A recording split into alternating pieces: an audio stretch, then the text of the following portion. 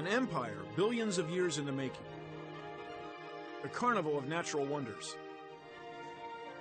Societies of cells. Simple and complex. All connected by an astonishing web of molecular processes and global ecological systems. A web of life. These are the greatest discoveries in the history of biology.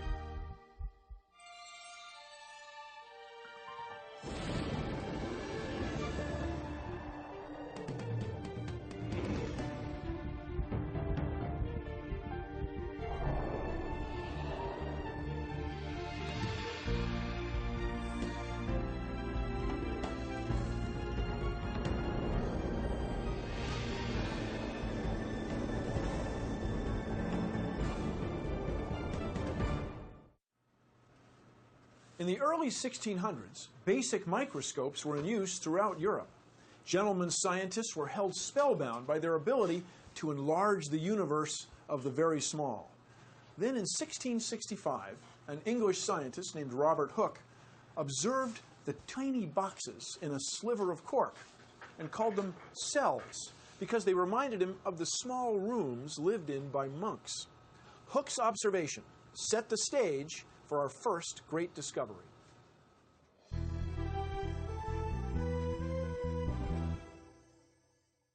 Anton van Leeuwenhoek was a Dutch merchant fascinated with science. Upon learning about Hooke's microscope, he decided to build one for himself. Dr. Gall. To find out what happened next, I paid a visit to Joseph Gall, a cell biologist at the Carnegie Institution in Baltimore, Maryland. Antoine Leeuwenhoek. What did he discover? Well, Leeuwenhoek discovered quite a few things, but what he's most famous for are discovering protozoa, that is small single-celled animals that live in pond water. How did he do that? He did it using a microscope of his own construction. Would you like to see? Oh, yes. You have a Leeuwenhoek microscope? Well, not an original. I have a replica of a Leeuwenhoek microscope. It consists of two brass plates with a small piece of glass, which is the lens. And the way you use this is to put the specimen on the pin here, and then you hold your eye up very close to the lens on this side. And when you do that, you can see the point of the pin, and you can put the specimen, whether it's an insect or whatever, on that pin. Would you like to take a look at it? Yeah. It's kind of heavy because it's brass. Well, it's brass. He made them in 1675, Van Leeuwenhoek was using his microscope to examine a bead of water when he observed something extraordinary. A world filled with creatures that no human had ever seen. Microorganisms.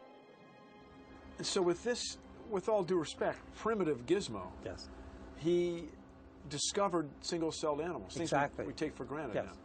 What he's most famous for are discovering protozoa, bacteria, and sperm. This thing is brilliant.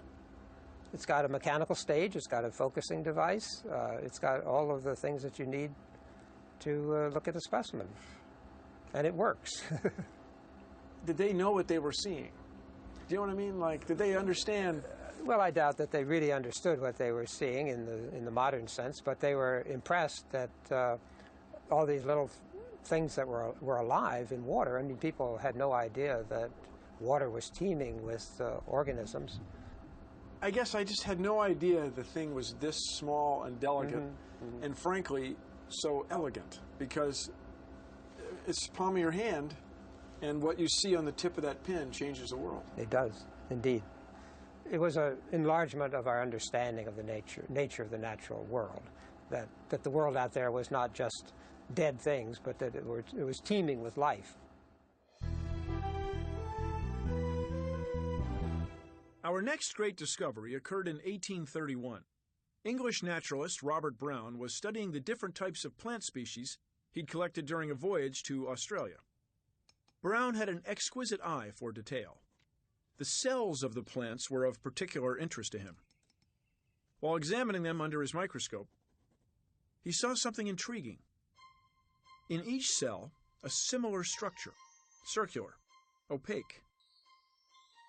He called it the nucleus. Upon learning of Brown's observations, German physiologist Theodor Schwann began looking for a similar structure in the cells of tadpoles. And he found it. Each and every cell of the tadpole had a nucleus as well. It was a revolutionary breakthrough. Here was evidence that all life was connected. In this book, Schwann describes various cell types from all sorts of organisms and identifies them by the fact that they have a nucleus in them. How would you say the discovery of the nucleus was a great discovery? The realization that there was a unit of structure to all organisms. This was a unit of structure not only in plants, but in animals. So it united both the plant and the animal kingdoms into something that had similarities to each other.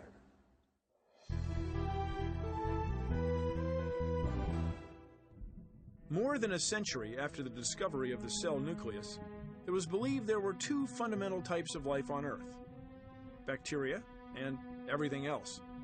Bacteria were classified as prokaryotes.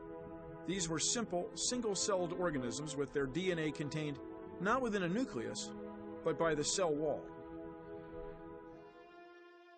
All other life forms were classified as eukaryotes. Their cells carried their DNA enclosed within the nucleus. But this simple classification system was in for a shock. In 1977, biologist Carl Woese was studying the genetic makeup of a methane-producing microbe when he realized it was different from any known bacterium. Its cell wall was unique. It produced unusual enzymes, and its genetic sequence was unlike anything he'd ever seen. It became soon apparent within the scope of space of an hour that there was something, a third thing out there. This was the moment of discovery. Carl Woese had found a third form of life, a group of single-celled organisms that he called archaea. We used to think there were two primary kingdoms on this planet. Now we know there are three. That was the shift, big shift.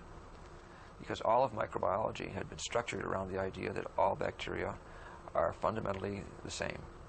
Not in their details, but in their essence, their ancestry, and their basic cell organization. Here is something that every microbiologist and biologist firmly believed in, and it wasn't true. So it does make you smile, doesn't it? Yeah. Look what I found. What he found was a life form able to live anywhere on the planet, including the most extreme environments. Some archaea even call this home, hydrothermal vents on the ocean floor. Temperatures here fluctuate wildly within just a few inches, going from freezing to a scorching 760 degrees Fahrenheit. Archaea have also been found living miles inside the Earth, thriving in lakes of acid where even iron minerals dissolve. Today, some biologists believe that archaea are the common ancestor from which eukaryotes evolved, and that includes you and me.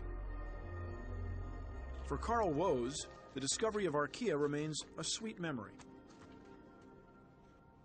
It was picked up when published by the New York Times first and the other newspapers, and then the TV came in, and I can remember walking outside of my house one night saying, when all this was happening, say, "Tonight the world belongs to you." Our next great discovery sought to answer a question at the heart of biology: how cells form new life.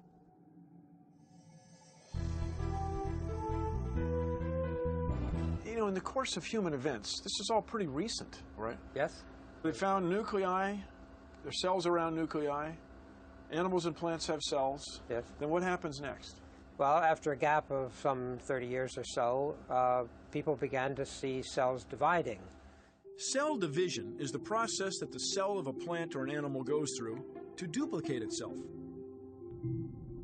While scientists had known about the process for decades, German zoologist Walter Fleming was the first to describe it and to publish his findings. And his book was published in 1881. This book was momentous and extremely important in the history of cell biology because Fleming described cell division in a way which would be acceptable in a modern journal. Fleming observed the process of cell division in great detail, with the help of a powerful new microscope and new dye staining techniques. With these innovations, he was able to identify structures that later were named chromosomes. And then, his great discovery. During cell division, the chromosomes undergo dynamic change. They divide into two identical parts, one for each daughter cell. Fleming called this process mitosis. So that's the whole process of mitosis as he described it in 1881. In a tadpole tail. In a tadpole tail, yes. And he knew to go to the tail because the tail is growing, or the back end of a tadpole, there's a lot going on. Exactly, yes. He knew that if you're going to see cell division in detail, sorry for the pun. I like the pun. Kooky for the pun. Then that was one of the places to look. The splitting of chromosomes during mitosis was a breakthrough discovery. It opened the door for scientists to begin understanding how one cell can turn into a complex organism made of many interacting cells.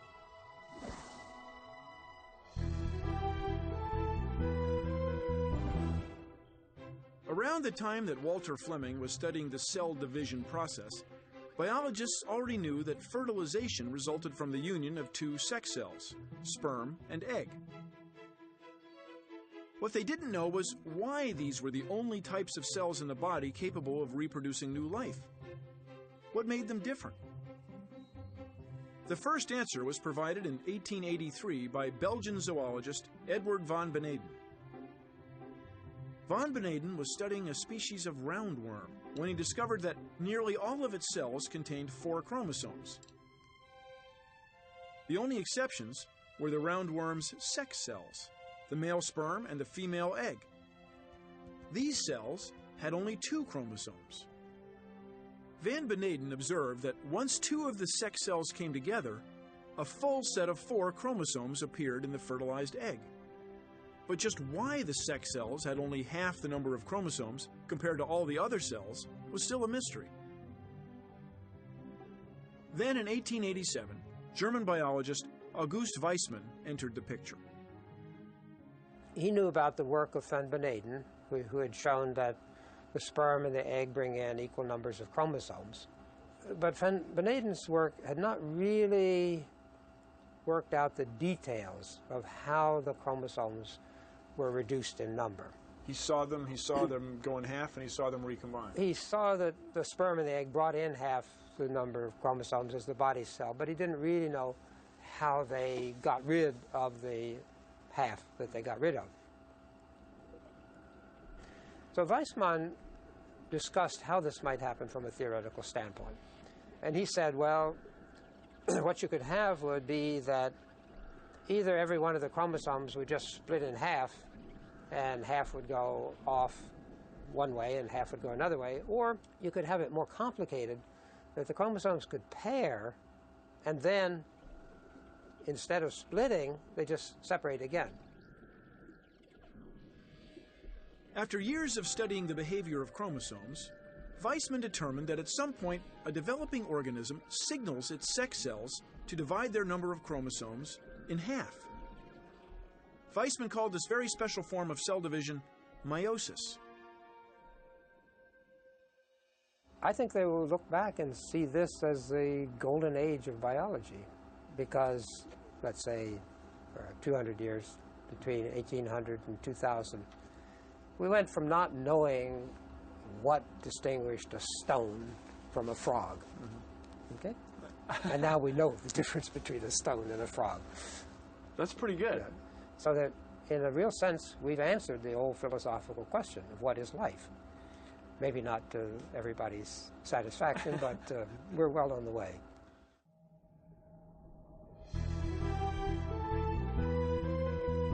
Our next great discovery answered another question about the biology of life. In the late 19th century, biologists knew that during formation of the embryo, the cells of most organisms became differentiated. That is, they received their assignments for specific jobs in the adult organism. Arms, legs, eyes. But when did this differentiation happen? German biologist Hans Driesch was determined to find the answer. In a lab experiment with sea urchins, he observed that in the early stages of an embryo's development, its cells are not yet differentiated. They can still develop into all cell types. Today, scientists call cells that can develop into all or many cell types stem cells. Dr. Hi, Bill. Hi. To find out more, I paid a visit to Helen Blau, who is directing stem cell research at Stanford University's Genetic Pharmacology Lab. Everybody's talking about stem cells. Cells start out, they're fertilized, then they start to divide, but they still haven't started to divide into what I would think is a liver cell, a fingernail cell, an eye cell, right? That's right. And what do you call that? So at that point, they're totipotential. They have a lot of plasticity. They can give rise to all the cells of the organism. And then something changes. And we don't know what that something is, but those cells are now destined to make different kinds of tissues. And that's why we have organs such as the heart and the liver and the spleen in the adult. So then the question is, how irreversible are those decisions? Okay. So I wanted to challenge the idea that cells were irreversibly determined, that once a cell became liver, that was it. And so we showed that they were not irreversibly determined, and that by perturbing their environment inside the cell, you could activate genes that were usually never used. That demonstrated a certain kind of plasticity. And it's this kind of plasticity that people are trying to enlist in stem cells. So understanding the mechanisms underlying this may allow us to use the fundamental principles we've discovered in treating disease. What's recruiting these cells? What's getting them to fuse? What's getting them to reprogram so it's even more efficient? We might enlist that in what's called regenerative medicine. We're finding that cells have more potential than we thought before. So that a blood cell stem cell not only makes the blood, but those cells can travel elsewhere through the circulation to aid in the repair of damage in tissues such as muscle, tissues of the brain, also liver. And that's been shown in several labs now. That's like Star Trek or something. You know what I mean? Dr. McCoy stabs the That's guy, it, and yeah. 15 seconds later, he's okay. Well, it's not going to be quite like that. Yeah, We've got a long way to go. Yeah. To gain a better understanding of the new technologies that Helen Blau is using to uncover the potential of stem cells, she showed me an experiment being conducted with genetically altered mice. Why not? Sure. So that is one unusual mouse. It certainly is. It has green fluorescent protein in all of the cells of its body. Because we've been able to introduce the jellyfish or GFP gene into these mice, now their tissues glow. And you can see that particularly in the ears, the eyes, the tail. It's spooky. But all the tissues are green. This has enabled us then to take cells that glow and put them into another mouse and see what tissues they participate in. So in a way you can follow what stem cells can do. It's a marker. It's a marker. And it just all you need is an ultraviolet light. That's right. And it didn't exist before. And because of that, we now can follow the fates of these cells, where these cells go, what they become, in a way that wasn't previously possible. It is fantastic.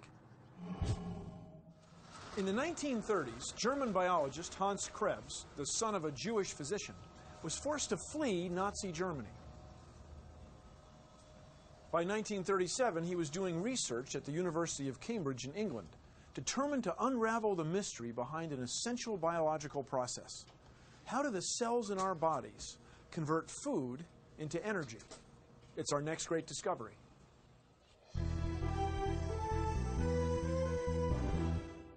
To investigate the process, Hans Krebs broke open a group of cells by grinding a sample of animal tissue. He collected the liquid from the broken cells, then put the contents through a series of chemical reactions and measured the results. Slowly, a pattern began to emerge, a pattern that led to a remarkable discovery. From his measurements, Krebs determined that sugar molecules from digested food go through a cycle of various chemical reactions inside the cell. This cycle results in the production of the energy-rich molecule ATP. This molecule provides us with the energy we need to make us go. And the cycle of chemical reactions is known as the Krebs cycle. It was a milestone discovery in the development of biochemistry. The Krebs cycle opened the door to a deeper understanding of how cells function in the human body. Just like our next great discovery.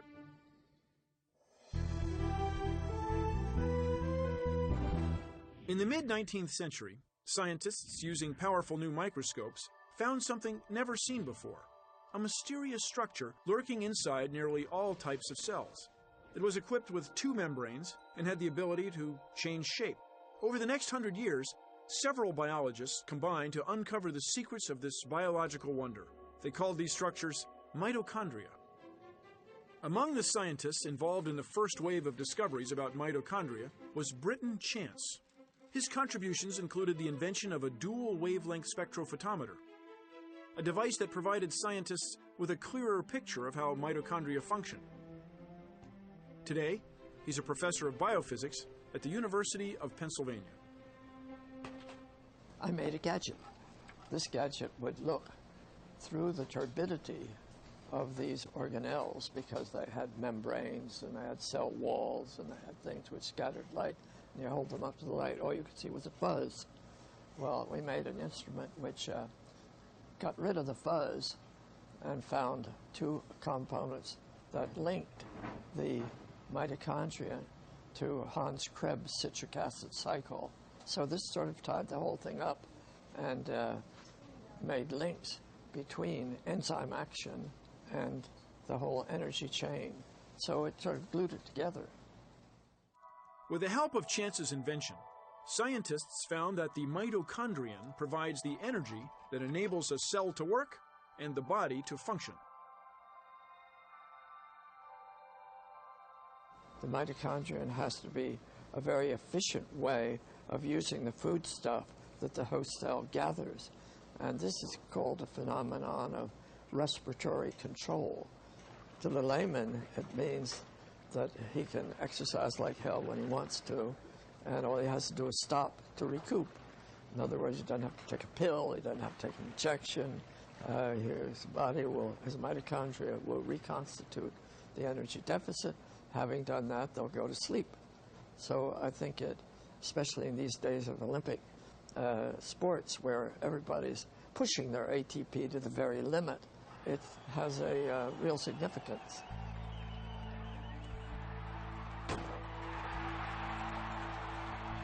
Britton Chance appreciates that significance as a scientist and as an athlete. In 1952, he won a gold medal as a member of the U.S. Olympic sailing team. I think discovering the components, studying mitochondria in vivo, finding out how they work, showing how important respiratory control was and how it worked, and of course studying free radical generation, which now is recognized as not so dangerous but a signaling process.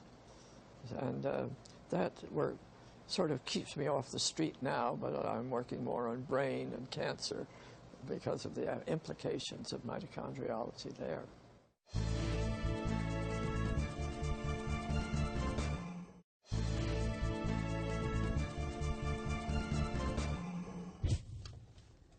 At the end of the 19th century, one of the great puzzles challenging scientists was how the billions of nerve cells that make up the human nervous system communicate with each other. They knew that each nerve cell, called a neuron, carries electrical impulses. And many believed that the connection that allows the impulses to jump from one neuron to another was electrical as well, until our next great discovery. In the early 1900s, British biologist Henry Dale was conducting a series of lab experiments studying the physiology of nerve impulses. In one of his experiments, he injected adrenaline into a cat. expecting the animal's heart rate to increase, but nothing happened. Suddenly, Dale realized his mistake. It was the same cat that he'd already given another drug to, one that slowed the heart rate. With this mix-up, Dale realized he was onto something. If a drug could interrupt the nerve impulses that govern the beating of the heart, then the connection between neurons must be chemical, not electrical. Dale turned to his colleague, German biologist Otto Lowy, for help. To test Dale's hypothesis, Lowy conducted an experiment using 2 frogs. Lowy put the first frog in a saline solution. Then he electrically stimulated its vagus nerve, the nerve that controlled its heart rate. The frog's heartbeat slowed. Next, Lowy took some of the solution and applied it to the heart of the second frog. What happened next was extraordinary. Without any electrical stimulation of its vagus nerve, the second heart slowed as well. This was the moment of discovery. Lowy realized that the vagus nerve of the first frog had released a chemical which had directed the frog's heart muscles to slow their contractions. Here was proof that the transmission of impulses among nerve cells and then to the heart muscle was chemical. Lowy had discovered the existence of the first known nerve chemical, now called a neurotransmitter. Today we know there are many neurotransmitters in the human body, and researchers are using that knowledge to learn more about how the brain works and the chemical messages it sends. For example, low levels of serotonin have been connected with depression, alcoholism, and anxiety disorders. But as our next great discovery revealed, the nervous system isn't the human body's only method of communication.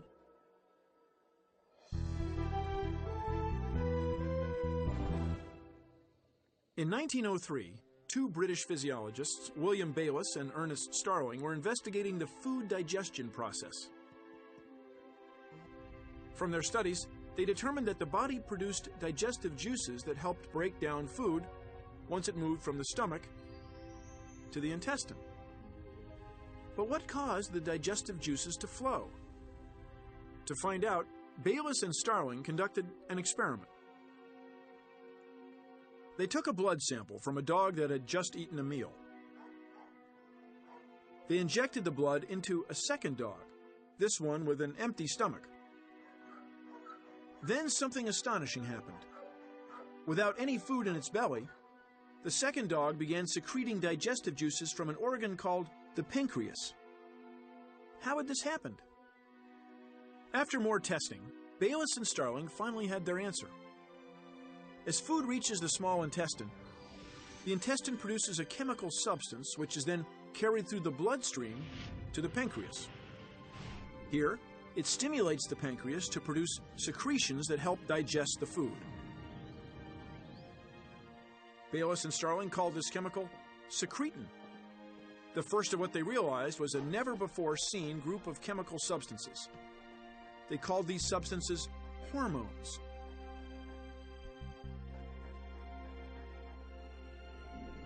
Since Bayliss and Starling's discovery, more than 50 hormones have been identified. Hormones that are produced by glands and tissues and carried in the bloodstream as the human body needs them. There are hormones which affect the body's growth, metabolism, heart rate, and blood sugar. They even help us prepare for reproduction. Estrogen, for example, is one of several female hormones that helps prepare the womb for the baby and the breasts for feeding. So far, we've seen discoveries that revealed the biology of life on the microscopic level. Our next great discoveries opened our eyes to the biology of the macro, those systems on which all life on the planet depends.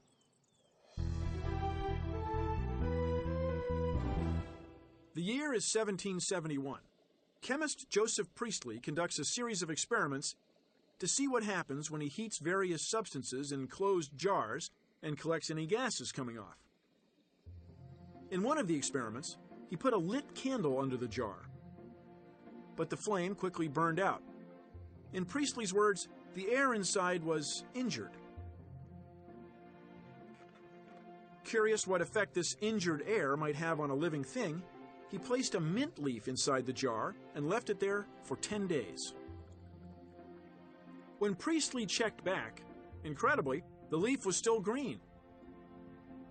Somehow the air inside the jar was fresh again. Priestley speculated that the mint leaf must be responsible for this transformation. But how? This question remained unanswered until a Dutch scientist named Jan Ingenhousz decided to duplicate Priestley's experiments. Using plants, Ingenhousz witnessed the same beguiling phenomenon. After conducting a series of more tests, Ingenhousz began to realize what was happening. The ability of a plant to transform the air inside the jar only worked if the plant was exposed to sunlight. This was the breakthrough. Together, Priestley and Ingenhousz had discovered photosynthesis, the biochemical process by which plants trap the energy of sunlight and convert it into chemical energy. Photosynthesis removes carbon dioxide from the atmosphere and replenishes it with the gas on which our survival depends, oxygen. The same gas that Joseph Priestley would discover 3 years later in 1774.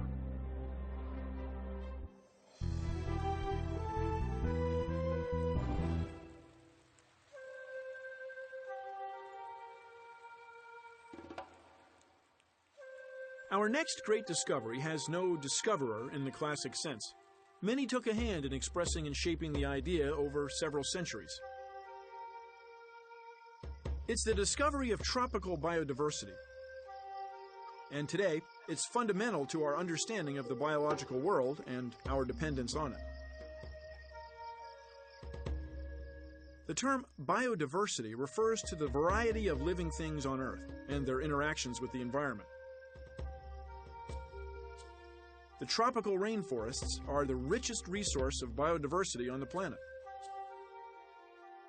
In the 15th century, Italian explorer Amerigo Vespucci visited the tropics and wrote in his journal, "What should I tell of the multitude of wild animals? So many species could not have entered Noah's Ark."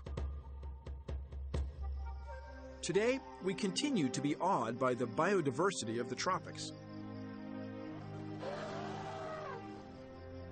An estimated 50% of all the species in the world inhabit the tropical rainforests, an area that occupies only about 2% of the land on the Earth's surface.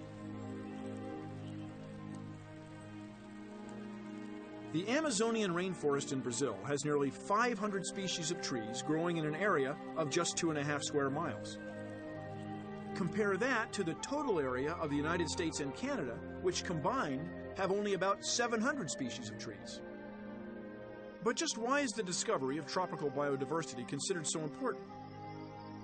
Because not only did it enable scientists to better understand the natural systems at work here, but it helped them begin to harvest an extraordinary array of resources which touch our lives every day.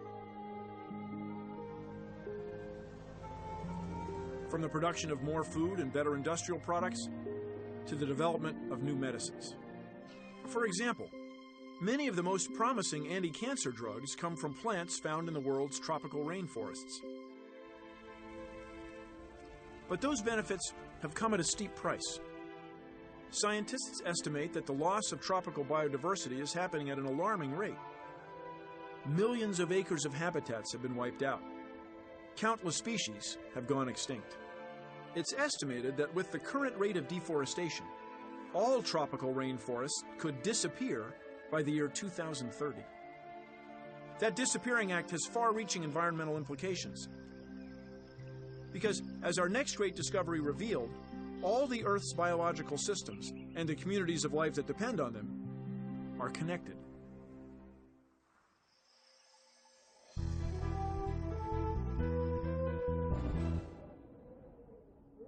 The Dust Bowl of the 1930s. After years of drought, the once fertile American Midwest became a wasteland. Without rain, farmers continued to plow and plant, hoping that the nutrients in the fields would somehow be replenished. But their efforts only made things worse. The topsoil turned to dust, and the wind took its vengeance. For British ecologist Arthur Tansley, the Dust Bowl was proof that scientists, and the public at large, were too narrow in their view of the physical and biological world. They did not understand the dynamics of the environment as a whole, a perspective that helped explain the cause and effect of events like the Dust Bowl. He advocated a new concept, what he called the ecosystem.